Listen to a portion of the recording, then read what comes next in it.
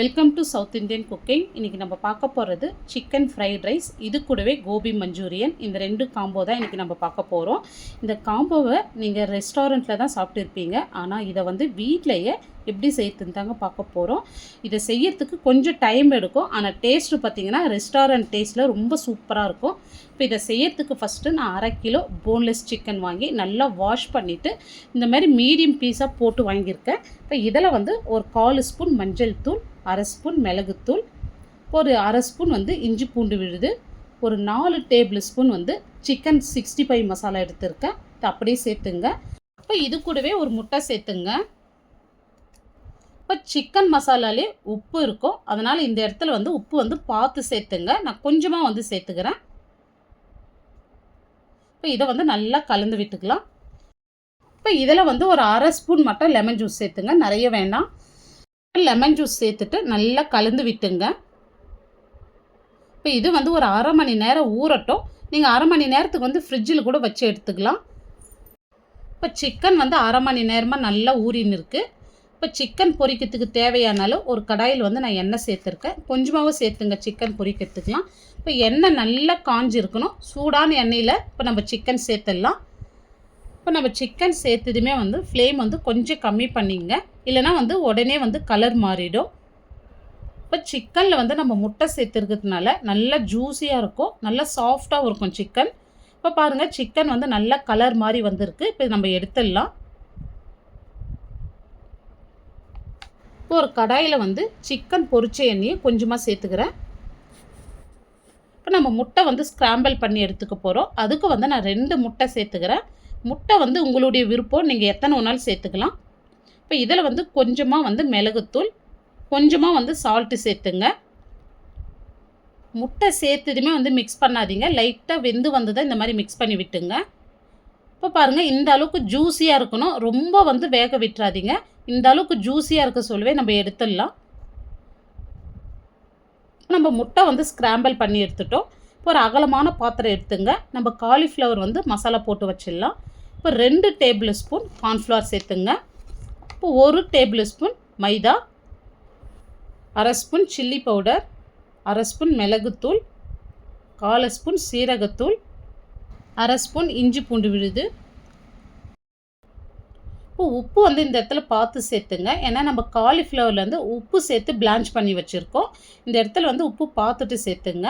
இப்போ கொஞ்சமாக தண்ணி சேர்த்து, இது வந்து ரொம்ப திக்காக இல்லாத ரொம்ப தண்ணியாக இல்லாத பாருங்கள், மீடியமாக இந்த கன்சிஸ்டன்சிக்கு வந்து மிக்ஸ் பண்ணி எடுத்துங்க. இப்போ நான் கலருக்காக ஒரு 1/2 ஸ்பூன் வந்து காஷ்மீரி மிளகாத்தூள் சேர்த்துக்கிறேன். இப்போ இதை சேர்த்துட்டு நல்லா கலந்து விட்டுங்க.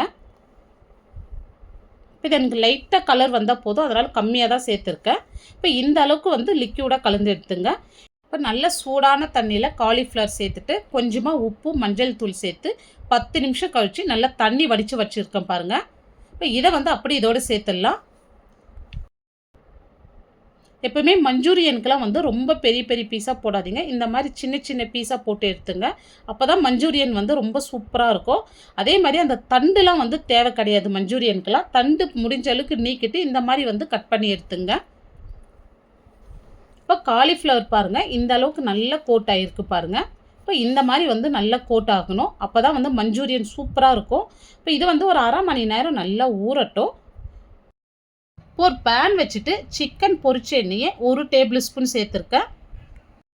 ஒரு 7லேருந்து 8 பல் பூண்டு, 1 துண்டு இஞ்சி, 2 பச்சை மிளகாய், இது எல்லாமே நல்ல பொடியாக கட் பண்ணி எடுத்து வச்சுருக்கேன் பாருங்கள். இதை வந்து அப்படியே அதில் சேர்த்துடலாம். இப்போ இது ஓரளவுக்கு வதங்கி வந்தால் போதும். இப்போ பாருங்கள், இந்த அளவுக்கு நல்லா வதங்கி வந்திருக்கு. இப்போ இதில் வந்து நல்லா பொடியாக கட் பண்ண 1 வெங்காயம், இப்போ 1/2 கப்பு வந்து கேரட், 1/2 கப் பீன்ஸ். நான் இந்த அளவுக்கு கொஞ்சம் நீளமாக கட் பண்ணியிருக்கேன். வெஜிடேபிள் வந்து நீங்கள் பொடியாக கூட கட் பண்ணி சேர்த்துங்க. இப்போ இந்த வெஜிடேபிள்லாம் வந்து ஓரளவுக்கு வதங்கி வந்தால் போதும். இப்போ பாருங்கள், இந்த அளவுக்கு வதங்கந்தோம். இப்போ நான் முட்டைக்கோஸ் வந்து 1 கப் அளவு சேர்த்துக்கிறேன். இப்போ கேப்சிகம் வந்து ஒரு 1/2 கப் சேர்த்துக்கிறேன். இப்போ இதை சேர்த்துட்டு இந்த வெஜிடேபிளுக்கு தேவையான அளவு மட்டும் உப்பு சேர்த்துங்க. நல்லா கலந்து விட்டுங்க. இப்போ இதில் வந்து ஒரு 1/2 ஸ்பூன் மட்டும் இஞ்சி பூண்டு விழுது சேர்த்துங்க, நிறைய சேர்க்காதீங்க. இப்போ இஞ்சி பூண்டு விழுது சேர்த்து நல்லா மிக்ஸ் பண்ணி விடுங்க. இப்போ இப்போ இதோடு வந்து 1 ஸ்பூன் வந்து மிளகுத்தூள் சேர்த்துங்க. இப்போ இந்த வெஜிடபிளுக்கு தேவையான அளவு மட்டும்தான் இப்போ நம்ம மிளகுத்தூள் சேர்க்குறோம். இப்போ மிளகுத்தூள் சேர்த்துட்டு நல்லா அந்த மாதிரி கலந்து விட்டுருங்க. இப்போ நம்ம ஸ்க்ராம்பிள் பண்ணி வச்சு முட்டை சேர்த்துடலாம். இப்போ நான் பொரிச்ச சிக்கனை வந்து சின்ன சின்ன பீஸாக கட் பண்ணிவிட்டு சேர்த்துக்கிறேன். இப்போ பாஸ்மதி ரைஸ் வந்து நான் பாருங்கள் உதிரி உதிரியாக வடித்து வச்சுருக்கேன். உப்பு சேர்த்து வடித்து வச்சுருக்கேன். நான் சாதத்தில் வந்து இந்த மாதிரி உதிரி உதிரியாக வடித்து எடுத்துங்க எப்பவுமே. இப்போ இதை வந்து அப்படியே நம்ம இதோடு சேர்த்துடலாம். இப்போ வந்து 1 ஸ்பூன் மிளகுத்தூள், இப்போ 4 ஸ்பூன் மட்டும் சோயா சாஸ் சேர்த்துங்க. இது டார்க் சோயா சாஸ், அதனால் 4 ஸ்பூன் மட்டும் சேர்த்துக்கிறேன். இப்போ நல்லா பொடியாக நறுக்கி வச்ச ஸ்ப்ரிங் ஆனியன் சேர்த்துடுங்க. இப்போ இதுக்கு பதில் வந்து நீங்கள் கொத்தமல்லி கூட சேர்த்துங்க. இப்போ இதை சேர்த்துட்டு வந்து நல்லா பக்குவமாக இந்த மாதிரி கலந்து விட்டுங்க. பாருங்கள் சாதம் உடையாமல் நல்லா உதிரி உதிரியாக இருக்குது பாருங்கள். இப்போ பாருங்கள் ரெஸ்டாரண்ட் ஸ்டைலில் வந்து நம்ம சிக்கன் ஃப்ரைட் ரைஸ் ரொம்பவே சூப்பராக ரெடி பண்ணிட்டோம். டேஸ்ட்டும் இது ரொம்பவே சூப்பராக இருக்குங்க. நான் செஞ்ச மெத்தட்லேயே நீங்கள் செஞ்சிங்கன்னா டேஸ்ட் வந்து ரொம்ப சூப்பராக இருக்கும்.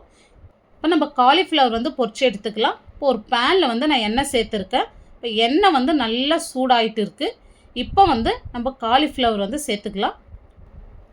இப்போ மீடியம் ஃப்ளேம்லேயே இதை நம்ம பொரிச்சு எடுத்துக்கலாங்க. இப்போ காலிஃப்ளவர் வந்து நல்லா வெந்த பிறகு இந்த மாதிரி மிக்ஸ் பண்ணி விடுங்க. இப்போ பாருங்கள் கலர் வந்து நல்லா மாறி வந்திருக்கு. இப்போ இந்த அளவுக்கு கலர் மாறி வந்ததோ நம்ம எண்ணெயிலேருந்து வடிச்சிடலாம். இப்போ பாருங்கள் மசாலா உதிராத காலிஃப்ளவர் எவ்வளோ சூப்பராக பொரிச்சு எடுத்துட்டோம். இப்போ எண்ணெய் பாருங்கள் எவ்வளோ க்ளீனாக இருக்குது. கொஞ்சம் கூட மசாலா உதிராமல் இப்போ நம்ம காலிஃப்ளவர் வந்து ரொம்ப சூப்பராக பொரிச்சு எடுத்துருக்கோம். இப்போ ஒரு பேன் வச்சுட்டு ஒரு 1/2 ஸ்பூன் மட்டும் எண்ணெய் சேர்த்துங்க. இப்போ ஒரு சின்ன துண்டு இஞ்சி வந்து நல்லா பொடியாக கட் பண்ணிவிட்டு சேர்த்துங்க. ஒரு 4 பல் பூண்டு, 1 பச்சை மிளகாய் இதெல்லாம் நல்லா பொடியாக கட் பண்ணிவிட்டு சேர்த்துங்க. இப்போ இதை வந்து ஓரளவுக்கு மட்டும் வதங்கி வரட்டும். இப்போ இந்த அளவுக்கு வதங்கி வந்ததும் இப்போ நான் 1 வெங்காயத்தை நல்லா க்யூபாக கட் பண்ணி வச்சுருக்கேன். அதையும் இதோடு சேர்த்துட்றேன். இப்போ இதே மாதிரி வந்து ஒரு பாதி கேப்சிகம் வந்து நான் கட் பண்ணிவிட்டு சேர்த்துக்கிறேன். இது ஓரளவுக்கு தாங்க வதங்கணும், நிறைய வதங்கக்கூடாது. இப்போ இதுக்கு தேவையான அளவு உப்பு சேர்த்துருங்க. ஒரு 1/4 ஸ்பூன் சில்லி பவுடர், ஒரு 1/2 ஸ்பூன் வந்து மிளகுத்தூள் சேர்த்துருங்க. இப்போ கொஞ்சமாக இதில் தண்ணி சேர்த்து நல்லா கலந்து விட்டுங்க. இப்போ மீடியம் ஃப்ளேம்லேயே இருக்கட்டும். இப்போ பாருங்கள் இந்த அளவுக்கு கலந்து விட்டதும் இதில் 1 table spoon red chilli sauce, இப்போ 1/2 டேபிள் ஸ்பூன் வந்து டொமேட்டோ சாஸ் சேர்த்துங்க. ஒரு 1/4 ஸ்பூன் மட்டும் சோயா சாஸ் சேர்த்துங்க. இப்போ இதை சேர்த்துட்டு நல்லா கலந்து விடுங்க. ஒரு 1/2 ஸ்பூன் மட்டும் கார்ன்ஃப்ளவர் எடுத்து ஒரு பவுலில் சேர்த்து கொஞ்சமாக தண்ணி சேர்த்து கட்டி இல்லாத கலந்து எடுத்துங்க. 1/2 ஸ்பூன் மட்டும் சேர்த்துங்க. நிறைய சேர்த்திங்கன்னா டேஸ்ட்டு மாறிடும். இப்போ இந்த அளவுக்கு கலந்ததும் இதை அப்படியே இதோடு சேர்த்துட்டு நல்லா கலந்து விடுங்க.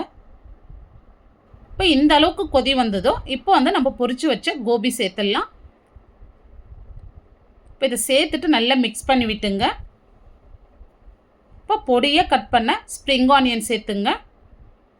இப்போ இதுலேயே வந்து ஒரு 4-5 ட்ராப் வந்து லெமன் ஜூஸ் சேர்த்துங்க. நிறைய சேர்த்துறாதீங்க, டேஸ்ட்டு மாறிடும். இப்போ இதை சேர்த்துட்டு நல்லா கலந்து விடுங்க. இப்போ அவ்வளோதான், கோபி மஞ்சூரியன் சூப்பராக ரெடி பண்ணிட்டோம். இப்போ இந்த டேஸ்ட்டு பார்த்திங்கன்னா அப்படியே ரெஸ்டாரண்ட்டில் சாப்பிட்ற டேஸ்ட் அப்படியே கிடைக்கும் உங்களுக்கு. இந்த காம்போ உங்களுக்கு பிடிச்சிருந்தா கண்டிப்பாக நீங்கள் ஒரு முறை செஞ்சு பாருங்கள். லைக் பண்ணுங்கள், ஷேர் பண்ணுங்கள். நம்ம சேனலை வந்து ஃபஸ்ட் டைம் பார்க்குறீங்கன்னா சப்ஸ்கிரைப் பண்ணிவிட்டு அப்படியே ஆளுன்ற ஆப்ஷனையும் கிளிக் பண்ணிவிடுங்க. அப்போ தான் நான் போடுற வீடியோ உங்களுக்கு உடனுக்குடனே நோட்டிஃபிகேஷனாக வரும். தேங்க்ஸ் ஃபார் வாட்சிங்.